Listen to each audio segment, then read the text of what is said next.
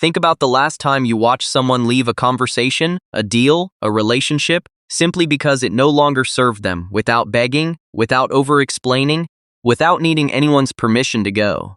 And notice what you felt watching that, not pity, not concern, something closer to respect, maybe even a little envy. That reaction isn't random. It points to something deeply wired into how we judge other people, something most of us have never consciously examined.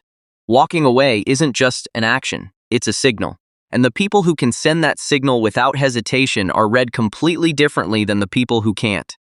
Here's what most people never realize. Staying, even when something has clearly stopped working, is usually mistaken for loyalty, patience, or commitment. But often underneath it is something much simpler. Fear. Fear of loss, fear of starting over, fear of what it means about you if you admit something isn't working, and other people, even without naming it consciously, can sense that fear. It changes how they treat you. This connects to something called scarcity, one of the most consistent principles in human psychology. Anything that appears freely available, without limit, without condition, tends to be valued less. This applies to time, to attention, to relationships, to opportunities. When someone shows, through their behavior, that they will not tolerate anything indefinitely, that they have a limit and they respect it themselves, they become something the mind automatically assigns more value to. Not because they announced their worth, because they demonstrated it. And it gets even more interesting than that, because there's a deeper layer operating underneath the surface. Dominance hierarchy isn't just about aggression or control. In most social and professional settings, hierarchy is quietly established through who appears to need the relationship more. The person who can leave calmly, without collapsing, is read as holding more power in that dynamic regardless of title, income, or position.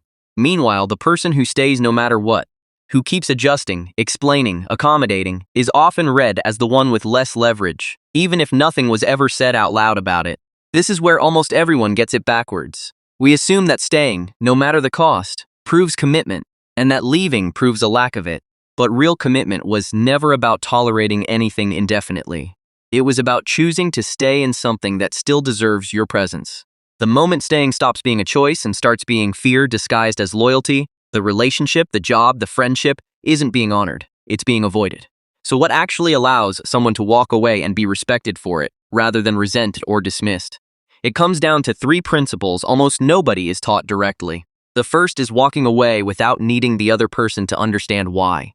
Most people, before leaving anything, feel a strong urge to justify the decision, to make sure the other person agrees it was reasonable. But this taps into something called cognitive dissonance, specifically your own discomfort with disappointing someone, mistaken for their need to be convinced.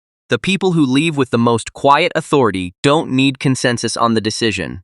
They've already made peace with it internally, which means external approval becomes optional, not required.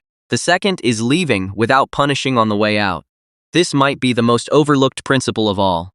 It's tempting, when finally walking away from something painful or frustrating, to make the exit dramatic, to say everything that was held back, to ensure the other person feels the full weight of what they lost. But this often has the opposite effect of what people expect. A calm exit reads as strength. An angry, drawn-out one reads as unresolved need, the need for the other person to feel bad, to understand, to finally react correctly. Real detachment doesn't require someone else's reaction to feel complete. The third, and the one most people underestimate, is being willing to walk away before you have somewhere else to go. This connects directly to false confidence versus real security.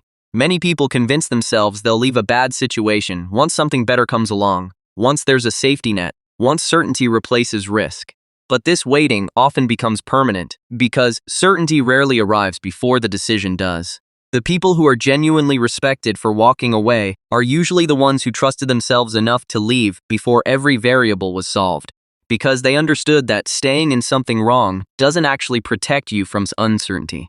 It just delays it. There's also a quieter psychological reason walking away earns respect, one connected to emotional regulation. Watching someone stay composed while making a difficult decision signals that their sense of self isn't dependent on this one outcome. That composure is contagious, in the same way panic or desperation can be. People instinctively want proximity to that kind of stability, even if they can't articulate why. None of this means walking away is always the right choice, or that leaving should become a reflex whenever something feels difficult. Some things are worth the discomfort of staying and repairing. But the difference lies in whether staying is a genuine choice or a fear wearing the costume of one. And the people who've done the internal work to tell those two things apart are the same people who, when they finally do walk away, do it in a way that earns quiet respect instead of concern. The ability to leave without collapsing was never really about the thing being left behind. It was always about what someone had already built inside themselves long before that moment arrived. True power is rarely about controlling other people. It's about controlling yourself. If you want to keep exploring what shapes confidence, self-respect, and the psychology behind why we admire certain behaviors, consider subscribing. There's a lot more to uncover in the quiet decisions that say more than words ever could.